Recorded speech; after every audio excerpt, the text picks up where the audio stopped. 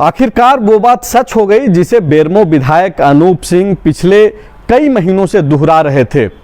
Income tax के छापे के बाद अब ईडी भी अनूप सिंह के घर पे दस्तक दे दी है। आगामी 24 तारीख को यानी कि इसी महीने 24 दिसंबर को ईडी ने नोटिस भेजकर अनूप सिंह को अपने दफ्तर बुलाया है, जहां पे उनसे पूछताछ होगी। पूछताछ जो ये मामला है वो दरअसल ये जो 3 विधायक कोलकाता में अरेस्ट हुए थे कांग्रेस पार्टी के, जिसमें इरफान अंसारी जो जामताड़ा से चुनाव जीत करके आए हैं, नमन बिक्सल कोंगाड़ी जो कि कोलेबिरा से चुनाव जीत करके आए हैं और राजेश कच्छप जो कि खिजरी विधानसभा से चुनाव जीत करके आए हैं, ये तीनों लोग तकरीबन 49,76,000 रुपए के आसपास जो है इन लोगों के पास नकदी था और ये नकदी के साथ कोलकाता में गिरफ्तार किए गए थे, जिसके बाद इनको हिरासत में ले लिया गया और कई महीने तक ये लोग जेल में भी रहे।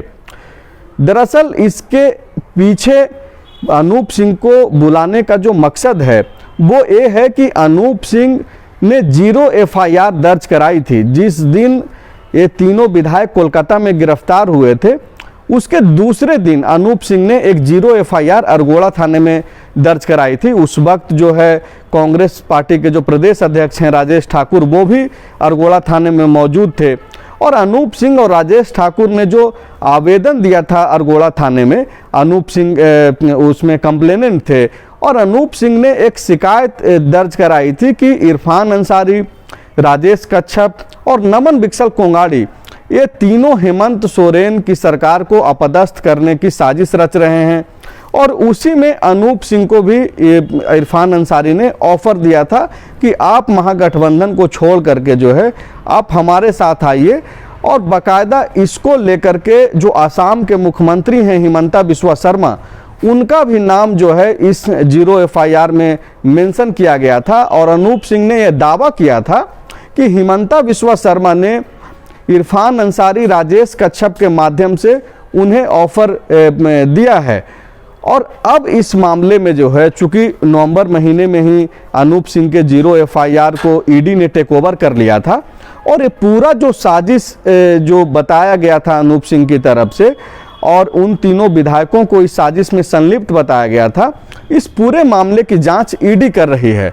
तो इसी से जुड़े हुए मामले को लेकर के अनूप सिंह से 24 तारीख को जो है ईडी पूछताछ करेगी। इससे पहले भी अनूप सिंह कोलकाता जाकर के कोलकाता कोर्ट में 164 का उन्होंने बयान दर्ज कराया था।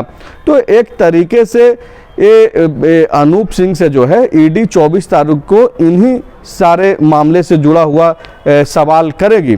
तो फिलहाल अगर आप देखेंगे कि जिस तरीके से पूरे झारखंड प्रदेश में ये जो कार्रवाई हो रही है ईडी की, ये जो मई महीने से जो ये कार्रवाई शुरू हुई, सबसे पहले निलंबित आईएएस पूजा सिंघल और उनके चार्टेड अकाउंटेंट से यहाँ जो शुरुआत हुआ, मुख्यमंत्री हेमंत सोरेन तक पहुँचा।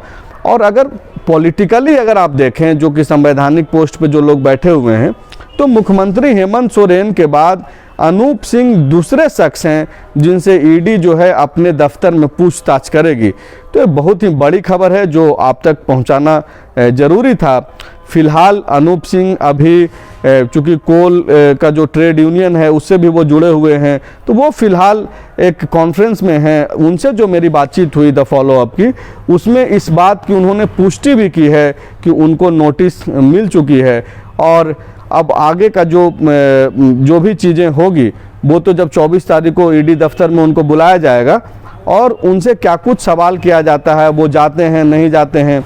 जैसे ही इस मामले में कोई और अपडेट्स हम लोगों तक आएगी तो फिर से जो है आपके सामने हाजिर होंगे।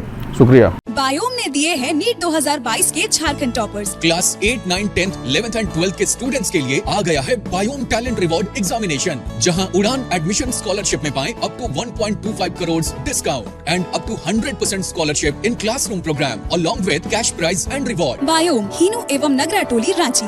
विवेकानंद विद्या मंदिर स्कूल एक CBSE affiliated English medium coed school है। हम शिक्षा के साथ संस्कार देते हैं। thefollowup.in. Like, share and subscribe. www